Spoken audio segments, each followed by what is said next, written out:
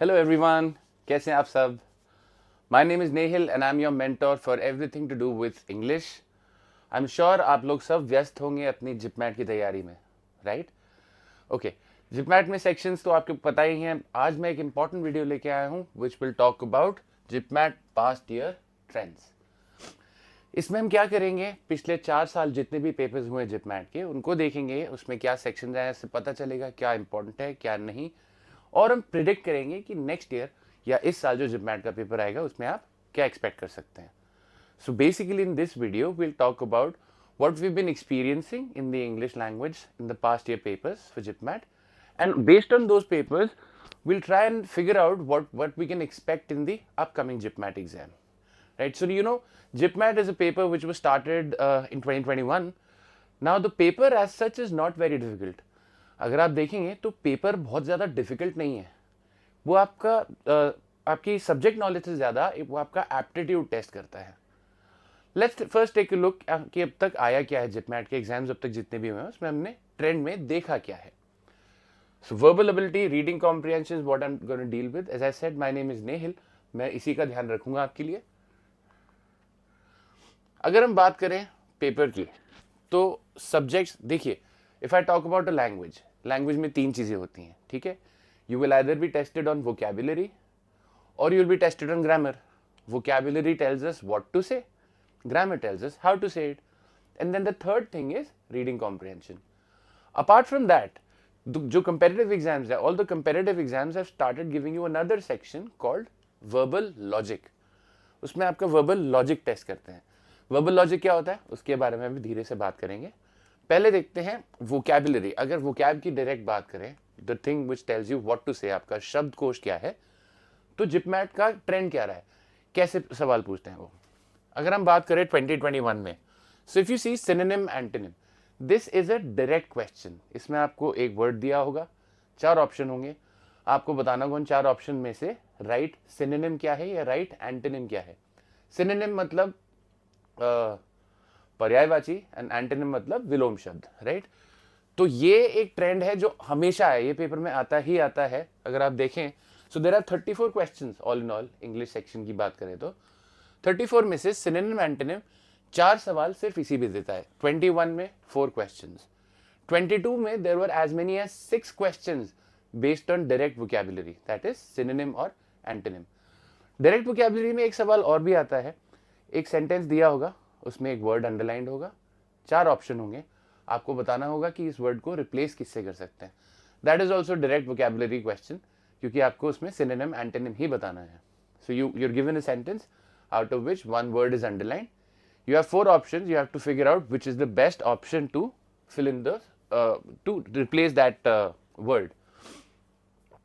तो ये तो आप मान के चलिए सिनोनिम एंटोनिम के सवाल आएंगे ही आएंगे, डायरेक्ट क्वेश्चन है, you will definitely face synonym और antonym. Then you have fill in the blanks. 2 तरह के फिल इन द ब्लैंक्स है। You see fill in the blanks, double blank, normal और डबल ब्लैंक्स। डबल ब्लैंक में आपके पास एक statement होगा, उसमें दो ब्लैंक्स होंगे, और जो आपके पास मल्टीपल चॉइस ऑप्शंस होंगे उसमें भी 2 ब्लैंक्स, मतलब 2 वर्ड्स एक साथ दिए होंगे। आपको देखना होगा कौन से 2 वर्ड बेस्ट फिट होते हैं जो ब्लैंक्स थे उसमें, ठीक है? और normal fill in the blank तो आपको पता ही है, 2021 में normal fill in the blank single blank नहीं आया था। 22 में 5 आए थे, 23 में 2, 24 में 1। अब आगे बात करें एक्सपेक्ट करना चाहिए इसको या नेक्स्ट एग्जाम में या नहीं, आई वुड से 1 या 2 सवाल आ सकते हैं। सिनोनिम एंटोनिम मान के चलिए 1 या 2 सवाल आएंगे ही आएंगे, ठीक है? डबल ब्लैंक्स ये सिर्फ 2021 में 3 सवाल आए थे, 2022 में there were 2 questions and that's it. They have discontinued it ever since. तो नेक्स्ट ईयर, अब नेक्स्ट एग्जाम में आएगा या नहीं, मुझे लगता है नहीं। स्पेलिंग, नाउ ये बहुत कम ऐसे एग्जाम्स होते हैं जो आपकी स्पेलिंग टेस्ट करते हैं। JIPMAT actually is one of them. So ये अगर आता है तो आता है, नहीं तो थोड़ा गड़बड़ हो सकती है इसमें। 2 सवाल 21 में आए थे, 1 सवाल 22 में, 1 सवाल 23 में, 24 में भी 1 सवाल आया था। इस एग्जाम में आएगा या नहीं, मैं कहूँगा 1 सवाल आ सकता है, ठीक है? आप आगे बात करते हैं एनालॉजी की। एनालॉजी का सवाल आया था 2021 में, but I think it's a very interesting English question. Analogy कैसा होगा? एनालॉजी में आपको 2 वर्ड दिए होंगे, उनके बीच में एक रिलेशनशिप दी होगी। अब आपको बताना है वही रिलेशनशिप किसी और दो वर्ड्स के बीच में। वो सिनोनिम्स भी हो सकते हैं, एंटोनिम्स भी हो सकते हैं, अनरिलेटेड भी हो सकते हैं। फॉर एग्जाम्पल, एक रिलेशनशिप है विंग्स फ्लाई, ओके, ये दो वर्ड्स के बीच में एक रिलेशनशिप है। ऐसी ही सिमिलर रिलेशनशिप हो सकती है legs walk. You get my point? Wings fly. You use wings to fly. You use legs to walk. That's what an analogy is. पिछले 3 साल से नहीं आया है, बट मुझे लगता है एनालॉजी अच्छा सवाल है, लॉजिक टेस्ट करता है, इस साल आ सकता है। वन वर्ड सब्स्टिट्यूशन जो मैंने आपको बताया था, सिनोनिम एंटोनिम जैसा ही होता है। अभी तक 21 में आया था, 22 में आया था, 23 में आया था, 24 में नहीं आया है। मुझे नहीं लगता इस साल भी वो 25 में देंगे। इनफैक्ट अभी मैं आपसे बात डिस्कस करूंगा towards the end of this session कि क्या अलग हुआ है एग्जाम में। Close type one blank FIB, ये सवाल इस साल इसमें लिखा हुआ नहीं है, but close type one blank FIB इस बार 4 सवाल आए थे। क्लोज टाइप क्या? आपके पास एक पूरा पैराग्राफ है, ठीक है, उस पैराग्राफ में आपके पास 4 ब्लैंक हैं और आपके पास एक क्वेश्चन है जिसमें 4 ऑप्शन दिए हुए हैं। So they will not ask you to fill out every blank. The question will state pick a word which fits in to blank से 1 और मे बी ब्लैंक 2 और 3 और 4। तो ये बहुत इंटरेस्टिंग एक क्लोज टाइप का वन ब्लैंक क्वेश्चन है। मैंने ऐसा पहले क्वेश्चन कहीं भी नहीं देखा है। या तो क्लोज टेस्ट होता है wherein you are given a paragraph, so there are 5 blanks, you have 5 blanks के 5 मल्टीपल चॉइस आंसर चॉइसेस होती हैं, आपको उसमें से पिक आउट करना होता है। यहाँ पे देव गिवन यू पैराग्राफ जिसमें 4 ब्लैंक्स हैं और आपको बोला जाएगा कि इस ब्लैंक में सबसे अच्छा कौन सा फिट होता है। ठीक है जी। Cloze type one blank FIB अभी तक कभी नहीं आया था। इस लास्ट एग्जाम में पहली बार 4 सवाल आए थे। अब इससे होता क्या है, देखिए सवाल ये मुश्किल नहीं है, ठीक है, बट अगर हम पैटर्न वाइज देखें तो हम पैटर्न की प्रैक्टिस कर रहे होते हैं। So students were caught by surprise. Okay, surprise क्या था? ये क्वेश्चन टाइप नया था, क्वेश्चन मुश्किल नहीं था, बट इसका स्टाइल अलग था। सो वो सरप्राइज एलिमेंट मुझे लगता है जिपमैट में रहने वाला है। दे will not tweak the question the syllabus much, but they will tweak the style of questioning. जैसे इसमें मैंने बताया क्लोज टाइप में उन्होंने स्टाइल ऑफ क्वेश्चनिंग ट्वीक कर दी थी, क्वेश्चन ऐसा कुछ ट्वीक नहीं किया था। ये तो बात हुई वोकैबुलरी की। So guys, vocabulary is I would say 35 to 40% of the paper is vocabulary. So vocabulary strong होना आपके लिए बहुत इंपॉर्टेंट है। अगर आपका वोकैबुलरी स्ट्रांग है, chances are you are gonna do really well on the JIPMAT exam. ठीक, बात करते हैं नेक्स्ट एस्पेक्ट की। Vocabulary done, vocabulary tells us what to say. Structure के लिए क्या चाहिए? Grammar. Grammar tells us how to say it. एक सवाल पूछते हैं, fill in the blanks with parts of speech. इसमें क्या होगा? How is it different from vocabulary? So in this they'll ask you to fill in the blank and they'll ask you to fill it in with the part of speech. Part of speech कैसे? मतलब आपको बताना पड़ेगा fill in the blank with the right preposition, fill in the blank with the right verb, so on and so forth. तो आपको उस particular part of speech से blank fill करना पड़ता है। Next you have idioms. Idioms and phrases अगर हिंदी में बात करें तो मुहावरे और लोकोक्तियाँ। ये एक बहुत ही प्रोफिशिएंसी का मतलब साइन है। अगर आपके इडियम्स और फ्रेजेस अच्छे हैं या अगर आप मुहावरे अच्छे बोल पा रहे हैं, मतलब आप लैंग्वेज में अच्छे हैं। ये पहले साल इन्होंने तीन सवाल दिए थे, 22 में नहीं पूछा, 23 में एक सवाल दिया, 24 में 3 सवाल दिए। मुझे लगता है इस साल भी वो इडियम्स टेस्ट करेंगे। डायरेक्ट सवाल ना देके किसी और तरह से टेस्ट कर सकते हैं, बट टेस्ट इडियम का ही होगा। Next we have active passive voice. Guys, active passive direct indirect मान के चलिए आएगा ही आएगा। If you can see the trend, you had 2 questions of active passive and direct indirect every year. So I will not be surprised if you have 2 more questions based on active voice and passive voice, direct indirect speech. And I think अच्छी बात है, बहुत ही scoring है, बहुत आसान सवाल होता है। You know it, you'll get it done very easily. Also इसमें टाइम बहुत कम लगता है। ठीक है, नेक्स्ट यू हैव टेंसेस। अगर मैं बात करूं टेंसेस की, तो डायरेक्ट सवाल टेंसेस पे नहीं पूछते। इनफैक्ट लास्ट ईयर उन्होंने बहुत ही इंटरेस्टिंग सवाल पूछा था टेंसेस पे, अभी बताता हूँ कैसा था। टेंसेस में या तो ये आपसे पूछेंगे आइडेंटिफाई दिस टेंस, ओके, या आपको बोलेंगे fill in the blank with the right tense form. इस साल इन्होंने पूछा मैच द फॉलोइंग, तो उन्होंने एक बॉक्स बना के दिया आपको, एक साइड में उन्होंने 4 सेंटेंसेस दिए हुए थे, एक साइड में उन्होंने 4 टेंसेस के नाम दिए थे, आपको बताना था कौन सा टेंस किसके साथ मैच करता है। काफी इंटरेस्टिंग था, बट हाँ अगेन स्कोरिंग अगर आपको टेंसेस आता है you definitely gonna do this. Word order पे इन्होंने सवाल पूछा था 21 में, उसके बाद इन्होंने सवाल नहीं पूछा है। वर्ड ऑर्डर में क्या है, मतलब आपको 5 या 6 वर्ड्स दे देंगे, उनका एक सेंटेंस बनाना है, तो वर्ड्स का ऑर्डर चेंज कर दिया है, you have to put it back in the right order. I think इसका एक एडवांस्ड वर्जन अब ये यूज करते हैं, something known as para jumble, जहां पे सेंटेंसेस का ऑर्डर चेंज कर देते हैं। You have to put the sentences back in the same order, okay. Word order I don't expect it to come. Tenses या कुछ और भी आ सकता है, match the following type question आ सकता है। एरर स्पॉटिंग 21 में 2 सवाल, 22 में 8 सवाल, 23 में अगेन 5 सवाल, 24 में 2 सवाल। ग्रामर स्ट्रांग है तो एरर स्पॉटिंग हो जाएगा, as simple as that. I would not say grammar बहुत ज्यादा टेस्ट होगा, बट एरर स्पॉटिंग के 1-2 सवाल आ सकते हैं। एरर स्पॉटिंग के सवाल कैसे आ सकते हैं, देखिए, या तो आपको एक सेंटेंस दिया होगा, सेंटेंसेस में सेंटेंस के कुछ सेंटेंसेस को पार्ट्स में बांट दिया है, जैसे 2 वर्ड हो गया A B C D, you have to figure out which part has the error, or they may ask you to pick out the right grammatically right sentence। एक सेंटेंस दिया है, उसको रीराइट किया है 4 तरह से, आपको बताना है which is the best grammatically correct sentence, that's error identification, okay। then you have figures of speech। figures of speech पे अभी तक एक ही बार सवाल आया है, which is in 2022।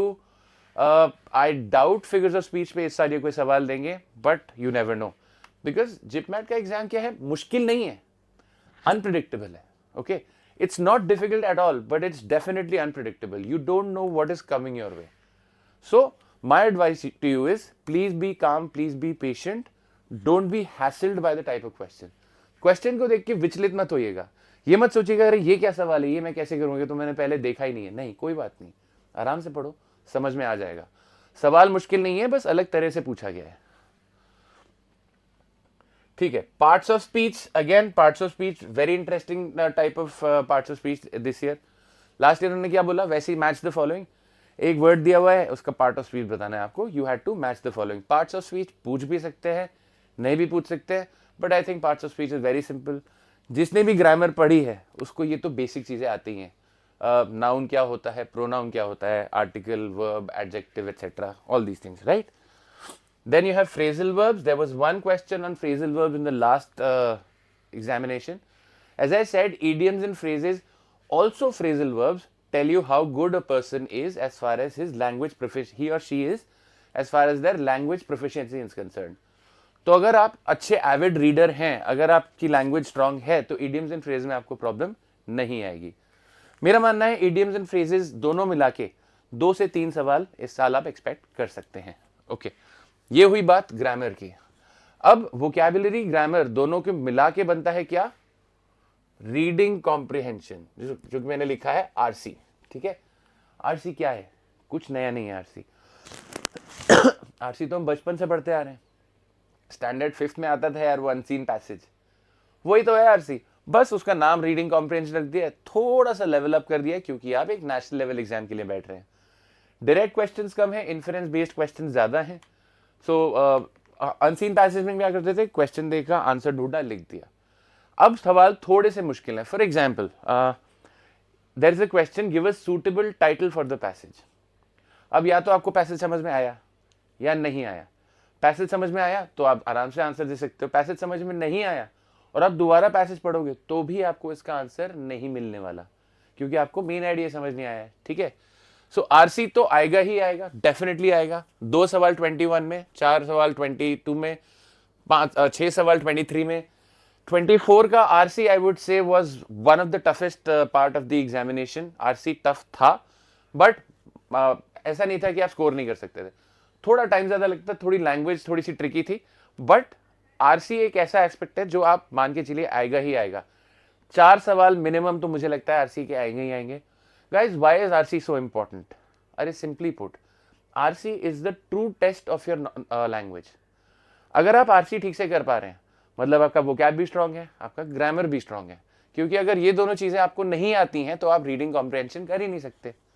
रीडिंग के लिए चाहिए ना भाई वोकैबुलरी और ग्रामर। अगर आपकी दोनों चीजें स्ट्रांग है तो आप आरसी कर पा रहे हो। तो आरसी में बेसिकली ऐसा कोई सिलेबस है नहीं। सो आरसी में आपका टेस्ट होता है नॉलेज का। क्यों? क्योंकि आप वहीं पे पढ़ रहे हो कोई चीज और उसी में से आपको आंसर देना है। So it's a true test of your aptitude I would say and your knowledge. अब जो मैं सेक्शन की बात कर रहा हूं, verbal logic. So guys, verbal logic में they been asking 2 questions every year para jumbles के, but last year they focused more heavily on verbal logic. उन्होंने पैरा जंबल के 3 सवाल पूछे। पैरा जंबल क्या है? As the name suggest, paragraph है, sentences हैं, उनको जंबल कर दिया है। 1 2 3 4 था, उसका ऑर्डर चेंज कर दिया है, आपको वापस उसको उसी ऑर्डर में लगाना है एंड दैट्स इट। इस साल उन्होंने statement which of the statement is true एक आरसी के फॉर्मेट में पूछा था और एक रीजन असर्शन पूछा था। एक रीडिंग कॉम्प्रिहेंशन का पैसेज था, उसके बाद आपको बताना था कि एक स्टेटमेंट दिया हुआ था, दूसरा स्टेटमेंट दिया हुआ था, आपको बताना था ये रीजन है या असर्शन है, either reason and assertion pair है या दोनों ही नहीं है या एक है एक नहीं है, ऐसा एक क्वेश्चन था। तो वर्बल लॉजिक, मुझे लगता है वर्बल लॉजिक की तरफ इनका ज्यादा ध्यान रहने वाला है। So guys I would recommend कि आप पैराजंबल्स और रीडिंग पे ज्यादा फोकस करें। ग्रामर और वोकैबुलरी तो साथ साथ चलता ही रहेगा, वो जितना आता है उतना आता ही है। एज आई सेड, जिपमैट का पेपर मुश्किल नहीं है बट अनप्रिडिक्टेबल है। मैं आपको एक ट्रेंड दिखाता हूं छोटा सा। देखिए, ये है 2023 का पेपर, ठीक है? This is 2023। Now if you see, it says pick out the correct sentence from the following sentences, grammar, ठीक है? Pick out the correct sentence from the following sentences, grammar again. Then you have, देखिए जो मैं आपको बता रहा था, synonym, direct question, synonym बताइए इसका, इसका आप सिनोनिम बताइए, direct question. Suitable form of the verb जो मैंने बताया था, पार्ट्स ऑफ स्पीच। फिर इसमें ऊपर जाएंगे,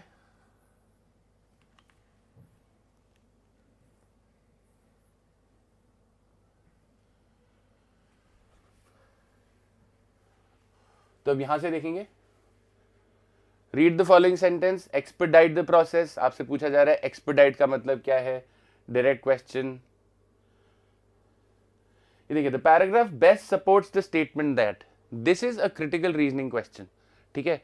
अगर आपका रीडिंग स्ट्रांग है तो आप इसको आंसर कर सकते हैं। जैसे कि मैंने बोला, वर्बल लॉजिक पे काफी फोकस था इनका, ठीक है? So this is a part of reading comprehension but it focuses more on your logic. Again a grammar question, this is a parajumble,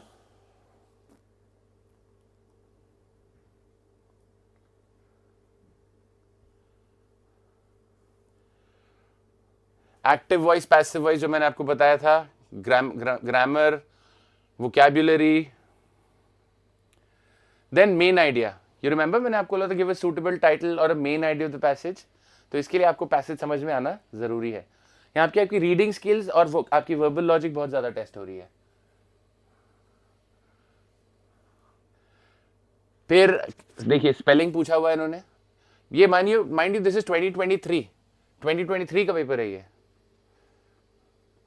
मैं आपको दिखाना चाह रहा हूं कि 2023 से 2024 में क्वेश्चंस का स्टाइल चेंज हुआ है, सिलेबस चेंज नहीं हुआ। तो पेपर मुश्किल नहीं हुआ, थोड़ा अलग हो गया है, अनप्रिडिक्टेबल, जैसे कि मैंने कहा। ओके, ठीक है, ये हुआ। He put down his departure for a week. Okay, again this is all vocabulary. मैं आपको डिटेल में नहीं दिखा रहा सब कुछ, ये vocabulary. Put a foot down, ठीक। Then there is an RC, reading comprehension, correct sentence, grammar, so on and so forth. ये होता है para jumble. This is a para jumble, ठीक है? सो इसको सॉल्व करके देख लेते हैं। This card entitles you to take an extra person with you free.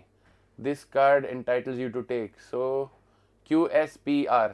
Simple होता है। पैराजंबल की प्रैक्टिस करेंगे, वो बाद में देखेंगे, पहले पैटर्न देख लेते हैं पेपर का। And then you have fill in the blank, fill in the blank. ये हुआ 2023 का पेपर। 2021 और 2022, 2023 के तीनों के पेपर काफी सिमिलर थे। हमने लास्ट ईयर क्या देखा, मैं फिर से बोल रहा हूं, स्टाइल ऑफ क्वेश्चन चेंज हुआ है, सिलेबस नहीं। पेपर ज्यादा मुश्किल नहीं हुआ, थोड़ा क्वेश्चन स्टाइल चेंज हो गया है। Let's see. सो सिनोनिम यहां तक सेम है। मैं आपको क्वेश्चन टाइप दिखाना चाहता हूं जो अलग आया था। So I directly move on to those question. ये देखिए, excuse me, let's see. Read the paragraph and answer the questions that follow. Right, यहां पे देखेंगे are people, then there is a blank. पूरा पैराग्राफ दिया हुआ है, आप इसको पॉज करके पढ़ सकते हैं। पूरा पैराग्राफ दिया हुआ है, ऐसे आप नीचे चलते जाइए। दूसरा ब्लैंक, तीसरा ब्लैंक, चौथा blank. This is the closed type fill in the blank I was talking to you about. Now, when you look at the question, you might be tempted to think कि हर blank के लिए एक आपको हर blank के लिए एक word देना होगा, ठीक है? But that's where your aptitude comes in. So guys, it is important that you read the question very carefully. बहुत important होता है कि question बहुत ध्यान से पढ़ें। Question क्या कह रहा है? Pick the most appropriate word to fill 3 in the blank. तो आपको सिर्फ यहाँ थर्ड में जो आएगा वो पिक करना है, ठीक है? ऐसे इन्होंने 4 सवाल दिए थे। अब हुआ क्या होगा, ये देखिए ट्रेंड चेंज हुआ है। जिसने पहले नहीं देखा था ये सवाल और 21, 22, 23 के पेपर अटेम्प्ट, 21, 22 का पेपर अटेम्प्ट किया हुआ है या 23 का भी अटेम्प्ट किया हुआ है, वो ये सवाल एक्सपेक्ट नहीं कर रहा। क्योंकि वो सवाल एक्सपेक्ट नहीं कर रहा तो वो कहीं ना कहीं अपने उसको खुद ही मुश्किल बना लेता है। But guys, this is not a difficult question. So I keep repeating my self, question difficult नहीं हो रहा है, क्वेश्चन का टाइप, क्वेश्चन का स्टाइल चेंज कर देते हैं, ऐसा हो सकता है। Same type of question, another same type of question. ये चारों सवाल वैसे ही थे जो मैंने आपको बताया था। Then this is RC. अब आरसी में क्या नया था,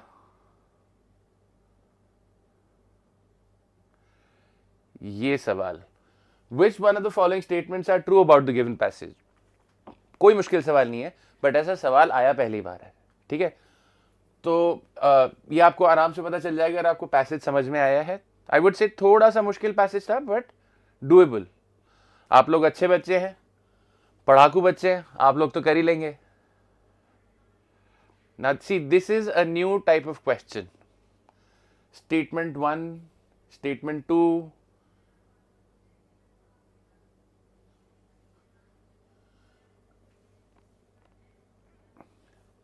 आपको बताना है कि both statement 1 and 2 are correct, both statement 1 and 2 are incorrect, 1 is correct, 2 is incorrect, 1 is incorrect, 2 is correct. I repeat, ऐसा क्वेश्चन पहले नहीं आया, बट ये क्वेश्चन मुश्किल नहीं है, बस अलग है, ठीक है?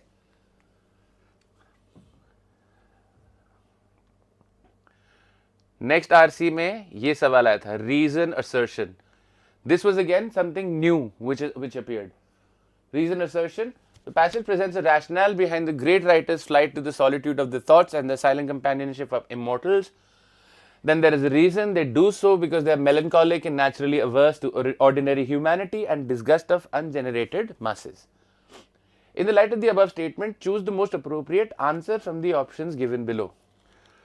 Both assertion and reason are correct, and R is the correct explanation of assertion. अब ये देख के बच्चा कंफ्यूज हो सकता है, बट सवाल मुश्किल नहीं है।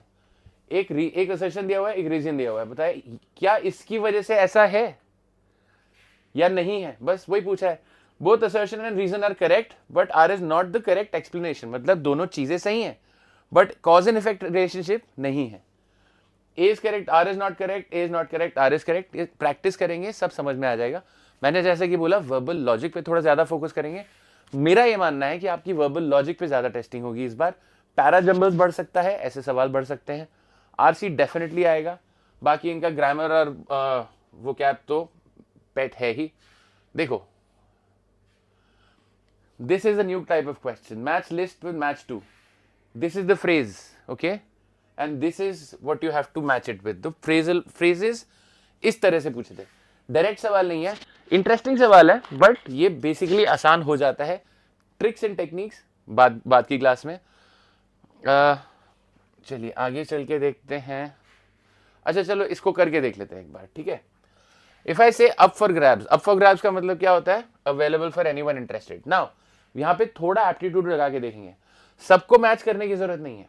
मैं क्या करूंगा? Up for grabs, available for anyone interested. So I know A का 4 है, ए का 4 कौन सा है? डी। और किसी में ए का 4 है? नहीं। क्या मुझे आगे सॉल्व करने की जरूरत है? नहीं। ये तो और आसान सवाल हो गया, ठीक है। So smart work guys, smart work, right. Aptitude वही होता है। आपको जरूरी नहीं है कि सारे आंसर्स पता हो, आप मार्क कर पा रहे हैं नहीं, दैट्स ऑल इट टेक्स। कितना टाइम लगा इसमें? 2 second. Up for grabs, available anyone interested, खत्म। A1 है, A2, A3, A1, 2, 3 में से कुछ भी नहीं है, A4 ही है। A4 का एक ही ऑप्शन है, तो आंसर डी ही हो सकता है। ये देखिए टेंसेस, जो मैंने आपको बताया था, डायरेक्ट स्टेटमेंट दिया हुआ है, टेंसेस आपको इससे मैच करना है। कैसे करेंगे वो मैंने ट्रिक आपको बताई दी ऑलरेडी। नीचे देखिए एक और वैसा ही सवाल है, match the list, underline when. यहाँ पे थोड़ा मिसप्रिंट है, और एक वर्ड अंडरलाइन है, आपको बताना है कौन सा पार्ट ऑफ स्पीच है, ठीक है।